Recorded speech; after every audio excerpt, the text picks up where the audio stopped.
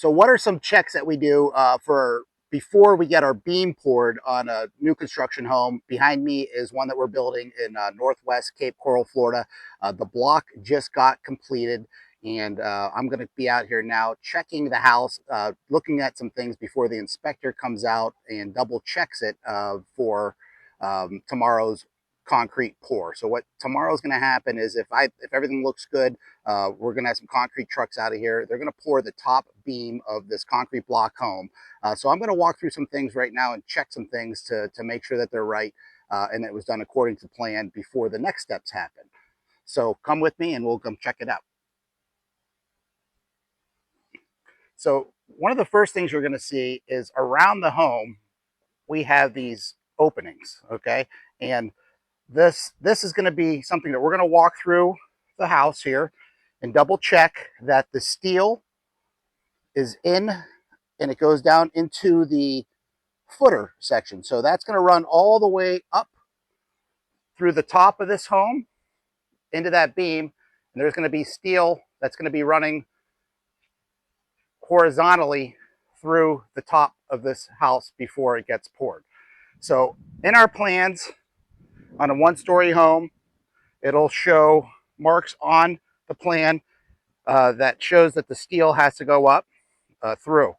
Typically, it's about every 4 feet or less on a new construction single-family home. And this reinforces the wall because this will all be poured solid with concrete, and again tied back into the top part of the beam of this home. Okay, that's the septic pipe that's coming out here. So good. The septic system will be built in the front part of the property. And one of the other things that we want to check when we're walking a new construction home, again, you have the plan with you. I'm not going to take all the time with you to explain that, but one of the big things that we have to check at this stage also is the openings for the windows.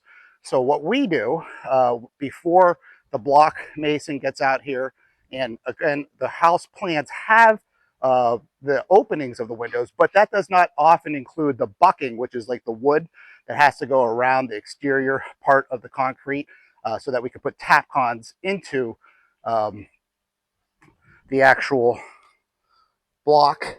So this here is what we'll give to the mason, and you'll see we took in red and wrote out where the sizes that we needed for each window, so that they can look at that with the plan and say, okay, there's the size that Fred needs on that window.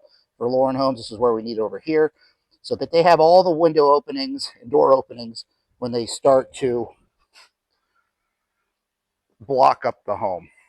The other thing that they'll do is they'll write it in the location that the window is supposed to be at. So let me show you this window opening here, and you'll see on top of the window opening there's a lintel. Okay, so that's a solid piece of concrete that goes on the top, and there's also a window sill at the bottom.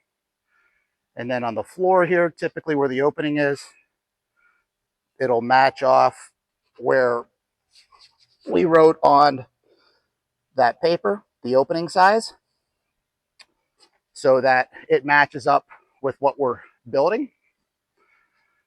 So very important to double check all the openings, all the door sizes.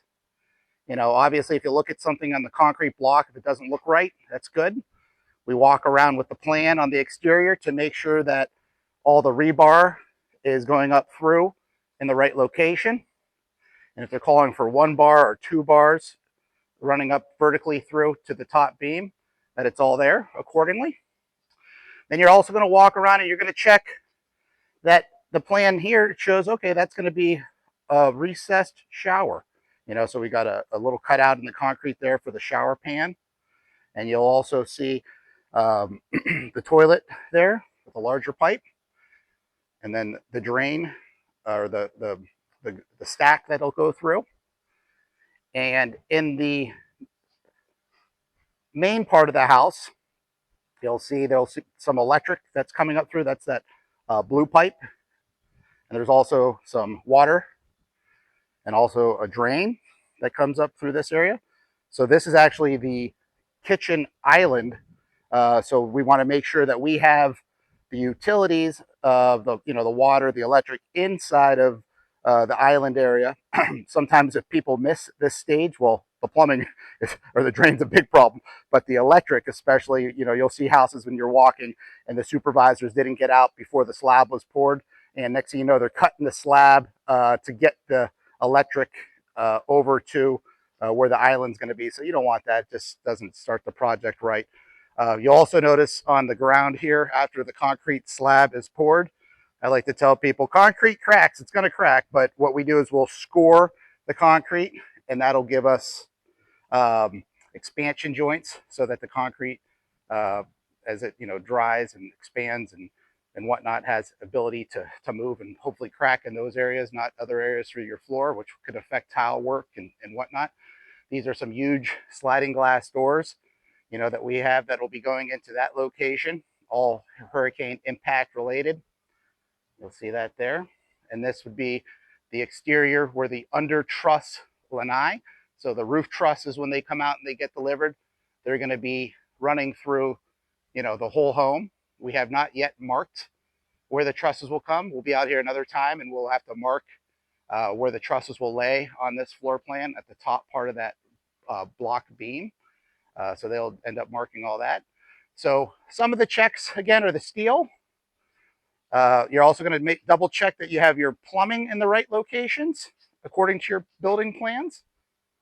And there's separate pages for that. And then you'll see the shower areas where they're recessed.